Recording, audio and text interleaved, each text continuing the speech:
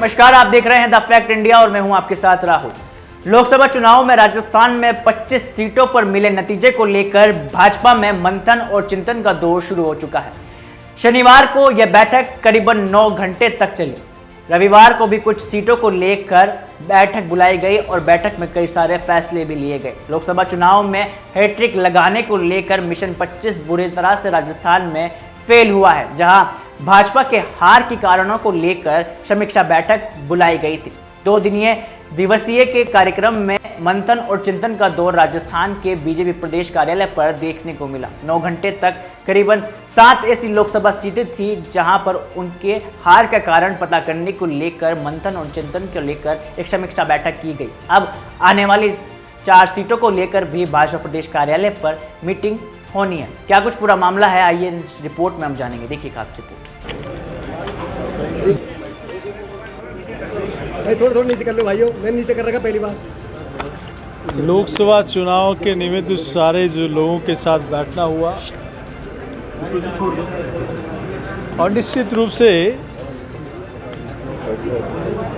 जहां कहीं कमी होती है उसका चिंतन भी होता है, बातचीत भी होती है और आगामी कार्यक्रमों को लेकर 21 तारीख को योग दिवस, 22 तारीख को सुंदर सिंह जी भंडारी जी की जयंती, 23 तारीख को डॉक्टर श्यामा प्रसाद मुखर्जी की पुण्यतिथि, 25 तारीख को आपातकाल, मन की बात का कार्यक्रम, 6 जुलाई को डॉक्टर श्यामा प्रसाद मुखर्जी की जन्म जयंती, ऐसे अनेक कार्यक्रमों को लेकर चर्चा या लगभग पूरा दिन। और कल भी अभी साल 2014 और साल 2019 के लोकसभा चुनाव में भाजपा ने राजस्थान में सभी 25 सीटों पर जीत हासिल कर क्लीन स्वीप राजस्थान में किया था।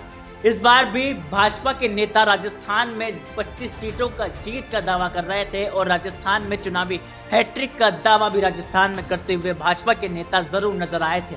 लेकिन नतीजे आए तो 11 सीटें कम हो गई और भाजपा को 14 सीटों पर ही संतोष करना पड़ा। ऐसे में 11 सीटों पर हुई करारी हार को लेकर बीजेपी की ओर से पार्टी प्रदेश मुख्यालय में 2 दिवसीय महामंथन शुरू किया गया।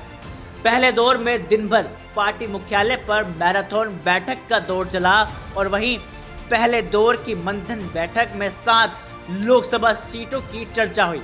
अब शेष 4 सीटों का हार के कारण भी समीक्षा बैठक में की गई है। सुझाव और परामर्श आएंगे, कुछ बातचीत होगी। तो इसी निमित्त आज कई क्षेत्रों के कार्यकर्ताओं के साथ बैठना हुआ और कल भी बैठना होगा। हार की समीक्षा को लेकर क्या निकल गया भाई? मोटा वैसे जो हार की समीक्षा की है, क्या कोई एक रीजन निकला या अलग अलग लोकसभा में अलग अलग कारण सामने आए? देखिए, कई विषयों को लेकर बातचीत हुई, सिर्फ चुनाव को लेकर नहीं, आगामी कार्यक्रम और आगामी योजनाओं को लेकर भी बातचीत हुई है। तो निश्चित रूप से जो भी अमृत मंथन निकलेगा उसका आपको आपके बीच में चर्चा सीटों को लेकर हुई? सीटों को लेकर आज सीटें कितनी चर्चा में सर? आज कितने हुई? कई लोकसभा सीटों के कार्यकर्ताओं के साथ आज बैठना हुआ, कई के साथ कल बैठना। किरोड़ी जी नहीं आए वैसा चर्चा थी? किरोड़ी जी नहीं आए? किरोड़ी जी नहीं आए इस पर चर्चा हुई? लाल सिंह जी क्यों आप डॉक्टर साहब के पीछे पड़े हो? वो कोई व्यक्तिगत कारण से नहीं आ पाए, कुछ लोग बाहर थे। बाकी सभी कार्यकर्ता, जनप्रतिनिधि जो अपेक्षित थे वो सब लोग उस बैठक में पहुंचे। वहीं इस समीक्षा बैठक में तमाम बीजेपी के कार्यकर्ता और पार्टी के दिग्गज नेताओं की हाजिरी इस समीक्षा बैठक में लगी। इस दौरान भाजपा की नागौर से लोकसभा प्रत्याशी ज्योति मिर्धा भी वहां पहुंची और उन्होंने मीडिया से मुखातिब होते हुए बताया कि क्या कुछ इस समीक्षा बैठक में किया गया।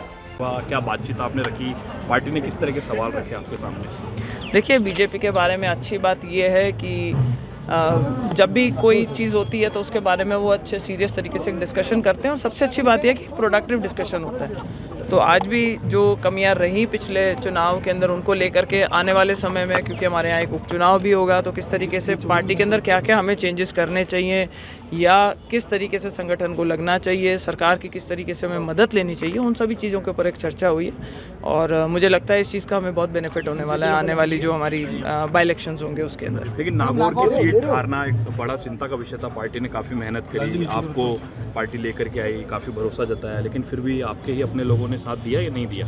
नहीं, लोगों ने बहुत अच्छे से साथ दिया, बहुत जीत के नज़दीक भी पहुँचे। और आपने देखा है कि जिस तरीके का माहौल था, जिस तरीके का विपक्ष ने कुछ अलग तरीके की बातें मतलब बाहर फैला दी थी, उनका नुकसान उठाना पड़ा।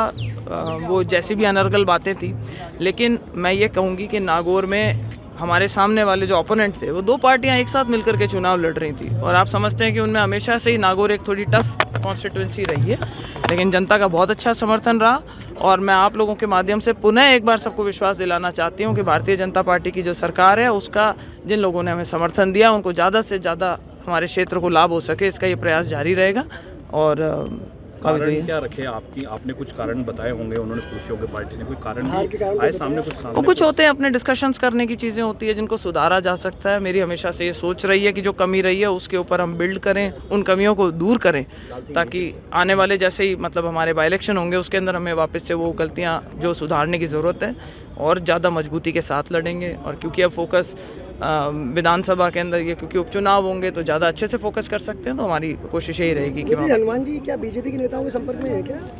इस तरह की सूचना आ रही है कि सीएम से ये पुराने समय से घालमेल की राजनीति करते आए हैं, गुड़ाले चलने की इनको आदत है। आपने अभी जैसे देखा, जब पहले थे तो गहलोत साहब के बीजेपी के साथ में लड़के चुनाव जीते थे और उसके बाद गहलोत साहब के चरणों में जा पड़े थे। और अभी भी ये कोशिश कर रहे हैं कि भाई किसी तरह बीजेपी के अंदर आकर के और किसी तरह घालमेल कर लें, क्योंकि इनको लगता है कि अपनी दुकान का शटर डाउन होता दिखाई दे रहा है। तो घबराहट सी रहती है। और मुझे पूरा विश्वास है कि भारतीय जनता पार्टी की तरफ से उनको ना तो समर्थन मिलेगा, और आने वाले समय में भारतीय जनता पार्टी मजबूती से चुनाव लड़ेगी, और वो जिसको उतारना चाहे अपनी तरफ से मैदान में उतारें। और मैं तो कहूँगी कि वो हर बार जब चैलेंज करते हैं कि मैं अकेला चुनाव लड़ता हूँ और मैंने पार्टी बनाई, तो भाई अब की बार मैं भी कहती हूँ कि अकेला आके चुनाव लड़ो।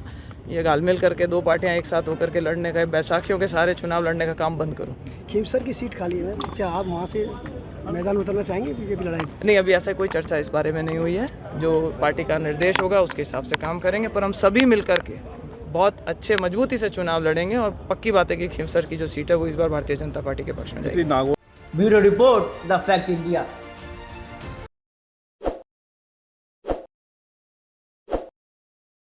ताज़ा खबरों के लिए विजिट करें द फैक्ट इंडिया की वेबसाइट और डाउनलोड करें द फैक्ट इंडिया ऐप।